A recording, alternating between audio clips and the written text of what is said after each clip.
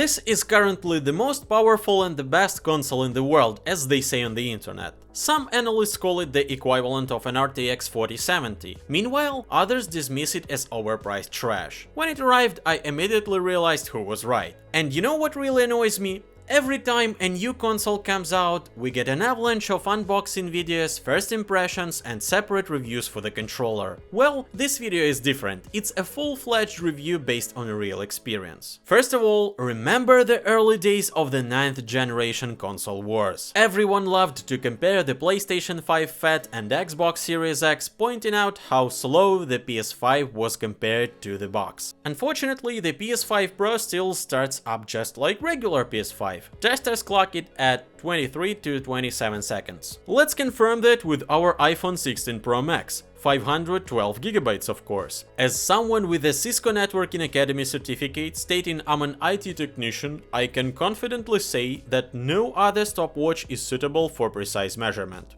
Yes, the result is the same. However, purely based on my feel, my Pro seems to boot slightly faster than a standard PS5. Maybe I should have cleaned my PS5 Fat more often. It's still not as quick as the Xbox Series X, but that's understandable. The Xbox is essentially a Game Pass launcher, while the Pro remains a launcher for exclusives, even if they're temporary now. So, while I felt like I was experiencing something genuinely new, that feeling is ultimately a bit of placebo. But speed isn't the whole story. Remember how everyone praised the Xbox for quick resume, smart delivery and auto HDR? Well, PlayStation now has close features, or in my opinion, even better one. The new automatic game visuals upgrade for PS4 titles works surprisingly well, especially for games with patches. I'm not talking about the official Pro Enhanced patches or PS5 versions, but smaller hotfixes-like updates that unlock FPS or add different upscaling techniques. For example, Red Dead Redemption 2 looks stunning, even though it still doesn't have a proper PS5 version. Or Little Nightmares also look great. As for quick resume, the Pro wakes from rest mode faster than the PS5 Fat,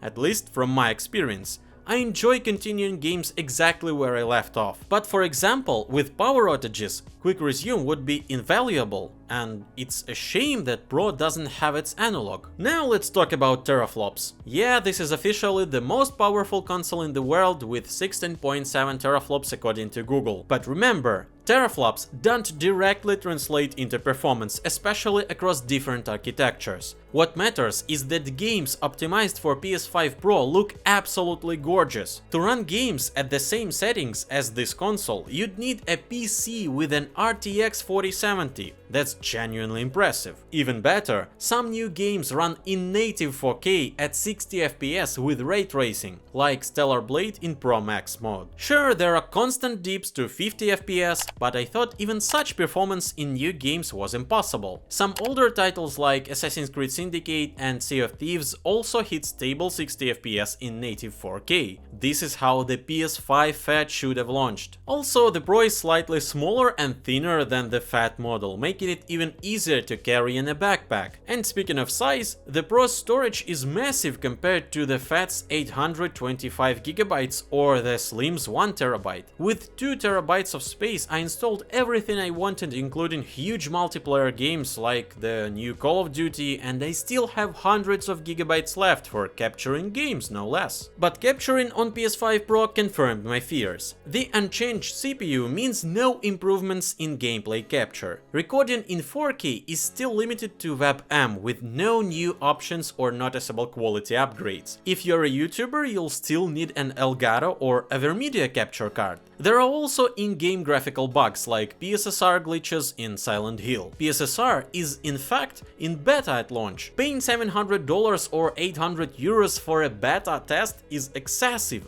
but this is a polished beta, not a mess like Battlefield's launch or something. Out of dozens of Pro-optimized games, maybe 4 have real issues. On the bright side, PSSR shows potential for versions 2.0, 3.0 and beyond, possibly rivaling or surpassing DLSS in the future. I didn't believe this before, but seeing it firsthand changed my mind. That said, it's disappointing there isn't a showcase game or benchmark demo for PSSR like Astro's Playroom for the DualSense or the Unreal Engine 5 Matrix Awakens demo. I think it's a missed opportunity by Sony. Now, the controller. in my case, Ukrainian edition. This is the 5th revision of the DualSense. You can check yours by scanning the QR code on the back. The new version is 4 grams lighter than the first 3, but not lighter than the 4th. The adaptive triggers have been redesigned yet again, likely making them more durable. However, stick drift remains a mystery. Considering the absurd markup on the Pro in Eastern Europe, nearly 100 euros, it would have been nice to get something like DualSense Pro in the box. By the way, I'd love to release videos every few days, but that's only possible with your support. Please hit the like and subscribe button with the bell. Returning to PSSR. Will we ever see something like DLDSR on the PS5 Pro? I mean the Nvidia DLDSR analog. The console can already run games in 8K at 30 FPS with ray tracing. Not new AAA games, but it definitely can. But what if you have a 4K TV? I think AI supersampling would be essential. If Sony adds it, it'll start with this console. So after a month of use, my impressions of the PS5 Pro became more optimistic. It's worth buying if you're upgrading from PS4 or, for example, selling your PS5 fat, slim at a good price. Finally, to those who disagree, see you in a year or two when I'll be spoiling Grand Theft Auto 6 for you, playing with PSSR 3.0. Something tells me Grand Theft Auto 6 will play better on the PS5 Pro than as a PC port on any PC at launch. Thanks for watching!